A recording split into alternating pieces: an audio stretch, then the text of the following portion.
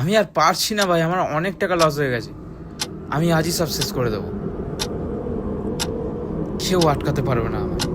সব শেষ করে দেবো আজ, রাখবো না আমি এই জীবন। দাদা, রাগ করে লাভ নেই। সময় সবার খারাপ যায়, কিন্তু একটা কথা মাথায় রাখবেন, সব কিছুই শেষ করে দেওয়াই সমাধান নয়। আপনি কে? আর আমার কথা আড়ি পেতে শুনছিলেন কেন? আর আপনি জানলেন কিভাবে যে আমি কি ভাবছি? আমি আড়ি পাতিনি দাদা, আমি আপনাকে অনেকক্ষণ ধরে ফলো করছি। আপনি এই জায়গাটায় আসার পর থেকেই আমি জানতাম আপনি কি করতে পারেন। ফালতু কথা বলবেন না, আপনি আমাকে চেনেন না, জানেন না, জ্ঞান দিতে এসেছেন। আমি আপনাকে চিনি না। আচ্ছা দাদা, আপনার বাঁ পকেটে একটা ছোট্ট চিরকুট আছে না, যাতে আপনি আপনার পরিবারের জন্য শেষ একটা চিঠি লিখে রেখেছেন?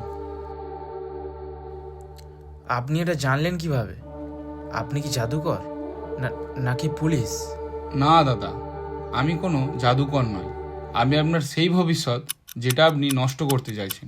ঠিক 10 বছর আগে এই জায়গায় আমিও আপনার মতো দাঁড়িয়ে ভাবছিলাম, কিন্তু আমি ফিরে এসেছিলাম।